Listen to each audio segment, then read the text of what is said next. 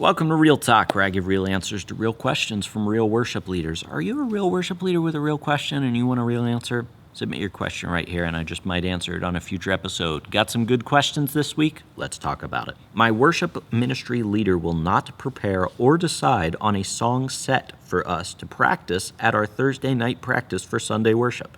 He wants us to play a whole bunch of songs at practice, but refuses to choose what we will play for Sunday. Many times, he chooses songs Sunday morning that we didn't play or practice at the last practice. We never know what we are going to play Sunday morning until we get there, and we have to learn the intro, tag, and instrumental capo details quickly at the 45-minute practice Sunday morning before church begins. He said it's good for us to be flexible by his not choosing what we will play at the practice before Sunday. I feel overwhelmed many times on Sunday morning, scrambling to find the songs in my book and then to learn the capo, intro, instrumental places, and the tags on 3 to 4 songs first thing Sunday morning. My heart feels deflated and preoccupied, concentrating on the details of the songs he chooses that morning that I'm barely able to think about the meaning of the songs in praising my Lord.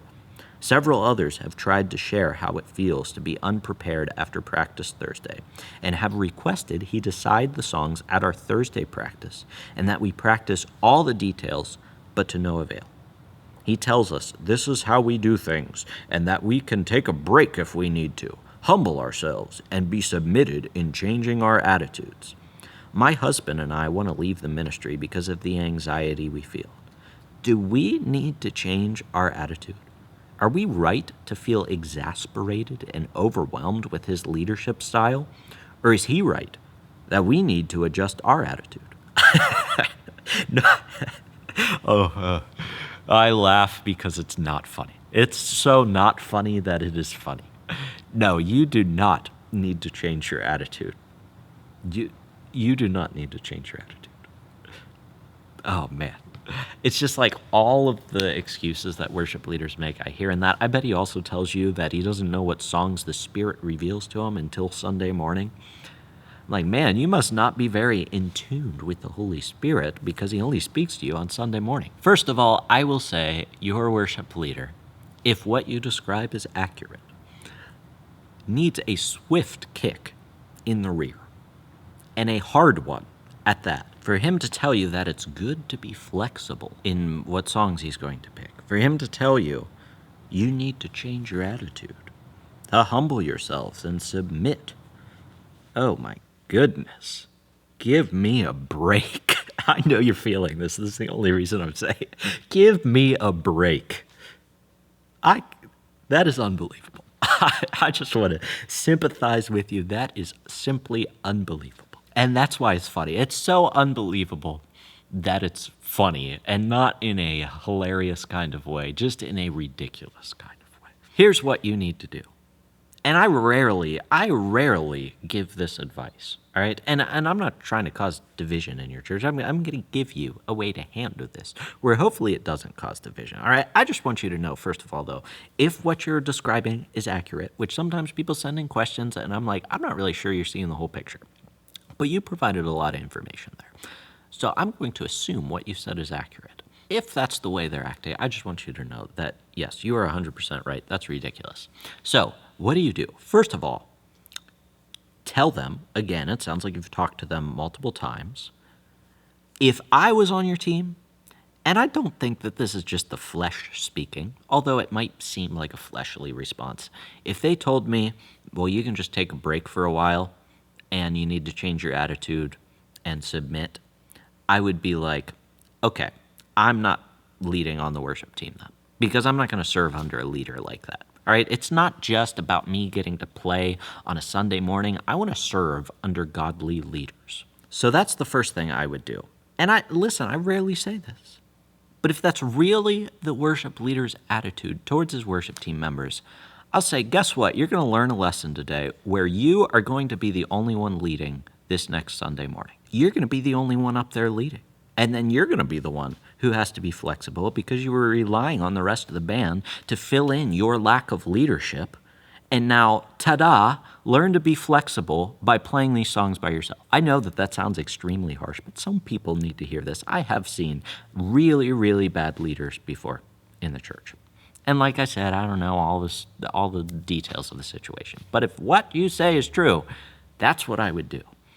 And then, if this person is paid on staff, part-time or full-time, there is no excuse to pick your songs out Sunday morning. That is the highest logistical responsibility of your worship team leader, is to prepare their worship team to lead musically on Sunday. They have other responsibilities that are more important spiritually, but logistically, not only should they not be picking out songs on Sunday morning, they should not be picking out songs on Thursday at your practice. They should be picking out songs at the beginning of the week. So if that was the case, first of all, I go to them one-on-one. It sounds like you've done this.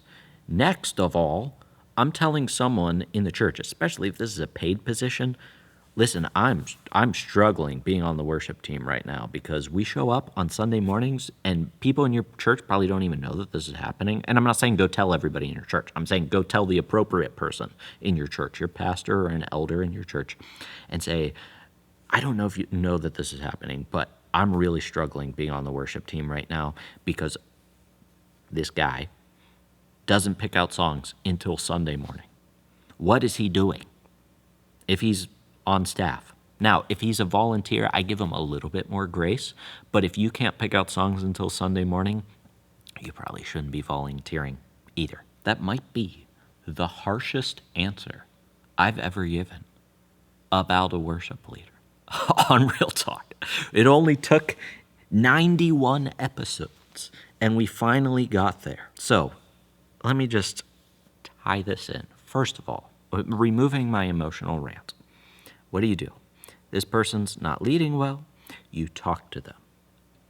I know you said you've already done this, but you talk to them and say, listen, I just cannot continue to lead if we can't pick songs out. And if they tell you again, well, submit and sit down and shut up and whatever, I'll say, okay, I'm done. I don't need to serve under your leadership. And if enough people do that, I guarantee people are going to realize, hey, something's wrong. Everybody on the worship team just quit. I'm not saying use that as your trump card. I'm just saying over time it'll happen. So talk to them one-on-one. If there's still a problem, bring it up with some other trusted leaders in your church. Sit down with your pastor, sit down with some of the elders, and tell them about your problem. And then number 3, just, I guess, be patient. These leaders that lead like this do not lead forever. Unless they fix themselves, they will disqualify themselves from ministry in some form or another. And I guess the reason I was so harsh is it's not even that this person just didn't prepare. It's that they're like, hey, you need to be flexible, and then they have the gall to say, take a break, humble yourselves, submit in changing your attitude. I submit to the Word of God, which calls leaders in the church to equip their saints for the works of ministry. And you are not equipping the saints for the work of ministry. At the basest level, we're not even talking about spiritually preparing people, equipping them for the works of ministry. We're talking about the easiest thing you can do in the world, pick your songs out at the beginning of the week. I've said enough.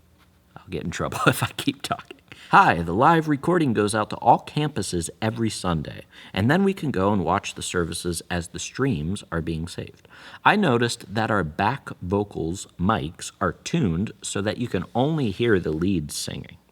I'm a singer and worshiper by heart, and I have a very strong alto voice, but that set me back because I know how to harmonize, but when it comes to practicing with the worship team, they don't really listen to everyone's voice. You can just go and sing on stage, but then people are not aware that their mics are turned down on the live link. Do you have any advice? Okay, I had read this question earlier, and I was thinking in my head of going one direction, but when I read it this time, it sounds like a different direction, or maybe it's a little bit of both. When I first read this question, it sounded like you were asking, the live stream mix is bad, meaning that you can't hear background vocalists on the live stream. So what do I do about that? I want to hear myself I assumed is what you were saying. I want to hear myself on the live stream, but when I go to listen to it, I can't hear myself because they have everybody turned down. So I'll answer that first, and then I think there's a different problem that I just realized as well. So to answer that question, literally talk to someone who is in charge of the live stream, who mixes the live stream, and ask them, hey, I noticed when I go back to listen to the live stream because I want to hear how I sounded so that I can improve X, Y, and Z, blah, blah, blah. When I go back to do that, I notice that I can't really hear myself. Could you explain, like, what your thought process is in mixing? And maybe, you know what, maybe the truth is you're a background vocalist and you aren't supposed to be in the front of the mix and you aren't supposed to hear yourself that well in the mix. You should probably be able to hear yourself a little bit, but if you are a background vocalist on Sunday morning, you aren't the lead vocalist, so by necessity, your vocals will be quieter in the live stream mix because the lead vocal is the main vocal. So maybe that's what you're going to learn. And maybe you can actually hear yourself a little bit. And maybe you just honestly, and I'm not sure, sometimes I wonder like if English is people's first language whenever they send in these questions. So I try to be nice, but like you say, our back vocals mics are tuned so that you can only hear the leads singing. Like maybe you don't understand what a mix is. Maybe you don't understand how that all works, and maybe you can learn that from somebody. Maybe you just don't understand that not everything's at the same level whenever we mix things together for a live stream. And you hear that the background vocals are low, and you're like, they must not like me because I'm not as loud as everyone else. But the only way you're going to figure that out is you can talk to your worship leader. I don't know if they're in charge of the live stream or not. You can talk to the people running the live stream. You talk about how you have multiple campuses. So I was going to say maybe it's a problem with the person mixing your live stream. But if you have multiple campuses, I would hope you have somebody who can mix your live stream at least decently well. They at least know the basics of it. So ask one of those people, your worship leader, person in charge of the live stream, whatever, just ask them. So that was the first problem. The other problem, though, that I noticed as I was reading this the second time is that you say, I'm a very strong alto voice, but that set me back because I know how to harmonize. But when it comes to practicing with the worship team, they don't really listen to everyone's voice. You can just go and sing on stage, but then people are not aware that their mics are turned down on the live link. And I point that out because that makes me think that you're saying that the worship leader or the worship team leader doesn't have a good process for getting people onto the team, and it's basically just, hey, if you want to sing, then come sing with us. And what that really translates to is you get some bad singers on your worship team, and now the live stream mix, all the background vocalists who are the bad singers, some of the bad singers on your team, are pulled down in the mix because they don't want people to hear them in the live stream. That might be what you're saying as well, which if that's the case, then I would, as a skilled singer, I'm not the worship leader, but the worship leader allows unskilled singers onto the team. Number one, I guess I would try to help them develop in their singing, and not in like a mean way or an annoying way where it's like, I know everything and I'm going to give you all these tips on how to sing better, but just walk alongside them for the next 6 months and try to help them improve in their singing. Number two, and I feel like I keep using this as a template for things, but talk to your worship team leader about it and say, hey, I'm struggling singing with these other people because when I try to harmonize, it seems like so-and-so is like really off when they're singing it. And I don't think they know like their parts. And maybe I could be a part of helping them learn those parts. I was just wondering where your head was at with, the vocalists on our team. I think that's a perfectly fine question to ask. And maybe your worship team leader didn't even really notice that the singers on your team weren't sounding that good because they aren't listening, like you said. So point it out. to them in a nice way. Now, if you have a worship team that kind of functions this way, where there's people who need to improve on your team, one of the best times to improve is actually at your worship rehearsal, but oftentimes we don't improve our worship team at our worship rehearsal because we don't have a plan for our worship rehearsal. And that's why I put together the worship rehearsal blueprint. I'll link it down in the description below. It's the 5 steps to a perfect worship rehearsal that lets you lead your team well spiritually so that they grow closer to God, relationally so that they grow closer to each other, but also musically so that they're ready to lead for Sunday. And the only way you're going to have time to develop your team musically is if you actually have a plan for your rehearsal, or else you're just going to run out of time at the end of it. So that's why I put together the worship rehearsal blueprint. Check that out down in the description below. Other than that, thanks so much for joining me. Till I see you in the next video, keep leading worship well.